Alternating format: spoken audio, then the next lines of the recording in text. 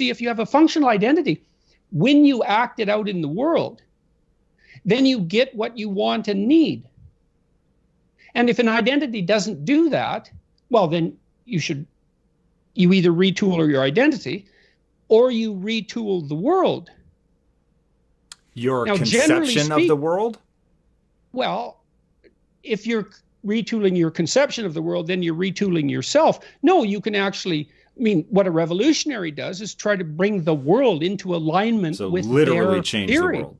Yes, literally. Well, and we all do that to some degree because we are practical engineers, I mean, not only do we perceive the world, but we also interact with it so that it does manifest itself in accordance with our desires. There's limits, obviously, to how far you can go or how far you should go with that.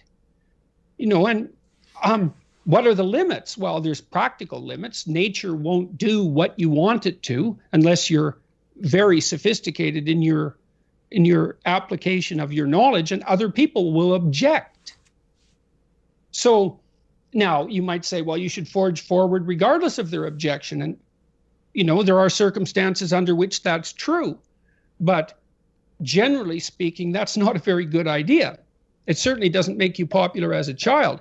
And so that brings up one other issue. I would also say, and I developed this idea quite a bit in the new book. You go from egocentrism as a child, you have to go through this period where you're socialized as a child and adolescent. And that really means that you allow your identity to be molded and shaped by the group.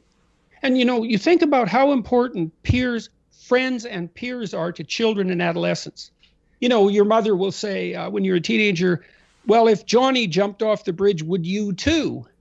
And you say, well, no. But the real answer is, well, probably if all your friends are there taunting you, you would, in fact, jump off the bridge. And not only that, generally speaking, you should, because it's your duty.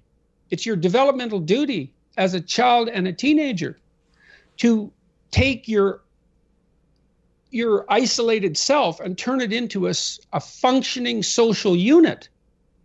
Now, you could say, well, Peterson wants everybody to be a functional social unit, a robot, a cog in the wheel.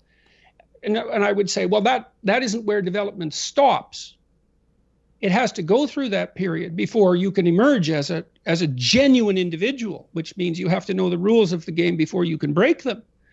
But not being able to abide by the rules is not anything like being a genuine creative individual. Those are not the same thing. And there's plenty of attempt to confuse the two things, because it's much better, if you can't follow the rules, to view yourself as a avant-garde revolutionary than as a failure. And it's not like I don't know that social molding crushes. Obviously it crushes, and everyone feels that. These are existential problems. Everyone deals with the tyranny of culture and the fact that it does want you to be a certain way and not other ways, and those ways might not be in keeping with the deepest elements of your nature. Well, tough luck for you. Because you're also the beneficiary of culture. And so you have to offer it your pound of flesh. Now, you shouldn't do that at the expense of your soul, but you shouldn't stay an immature child either. Okay, and so this notion of identity that we're being fed is very, very, it's very thin. What are we being fed? Be very specific. Well, there is the idea, for example, that your identity is whatever you say it is, and that everyone else has to go along with that. No, that isn't how it works, partly because no one even knows how to go along with it. Like, let's say, just for example, that you're gender non-binary. Okay, what am I supposed to do about that?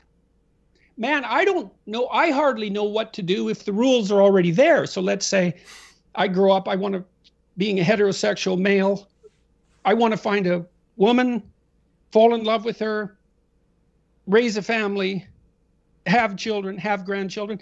That's a game. I know the rules to it, not well, because everyone's a failure at that. It's very difficult, but at least you kind of know what the goal is, and so does the person you're with. Well, you leap out of that, which is already terribly difficult. You leap out of that into completely unknown territory, saying that I'm presenting yourself as something other than those categories leaves everyone around you and you completely bereft of direction. Let me put it in words that I get from your material. So what I heard you just say, tell me if I'm wrong, is part of the negotiation that we do from the time we are little kids and figuring out that play, we're up on the bridge, we jump maybe because we want to, fit in with our peer group. There is a sense of order to that. Now, you've been very careful, and it would drive me crazy if people respond to this interview as if you have not already illustrated that it is the balance between two opposing forces. But so we need enough order so that somebody can find their way through the world, and that I think a big part of the reason that your work has resonated so profoundly with people is they are left in a world where they don't know how to move forward in a way that serves them spiritually, practically as well, for sure. And so, hey, everybody. Both of those practically shades into spiritually as you move up into the broader reaches of identity.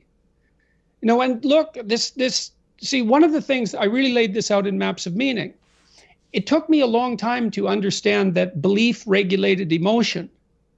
So what happens is that if you act out your identity, if you act out your beliefs in the world, and what you want doesn't happen, what happens is that your body defaults into emergency preparation for action. And the reason for that is you've wandered too far away from the campfire, and now you're in the forest, and maybe you're naked. And so what do you do then? And the answer is, well, you don't know what to do. So what do you do when you don't know what to do? And the answer is you prepare to do everything. And the problem with that is that it's unbelievably draining psychophysiologically. Like, it hurts you. And there's an immense physiological literature detailing the cost of exactly that kind of response. And so people and animals, people stay where what they do has the results they want. That's partly why you want to be around people who share your cultural presuppositions, is because you know that, for example, even in small ways, let's say you're a country music aficionado and you're hanging around with your cowboy hatted buddies and you throw on a tape and everyone says, "Great tunes, man." And you're happy about that. But you throw on a piece by Tchaikovsky and you're in a different subculture, and who the hell are you? And the people in your group will say, "Man, who listens to music like that?" And that's a trivial example in some sense, but I believe it's one that everyone can resonate to. It's very hard on us not to be where we know that what we want is going to happen. We hate that. And no wonder. So, and then, there are varying degrees of that, obviously. You can really be where you don't know what's going to happen, or you can only be there to some degree. But by and large, we're conservative creatures, even if we're liberal in temperament. We can't tolerate that much uncertainty. And you might ask, well, why? And the answer is, well, because you can be hurt. Pain, you can be damaged, you can become intolerably anxious, and you can die. So it's no wonder you're sensitive. We're very sensitive to negative emotion. And so our identities, functional identity regulates your emotion.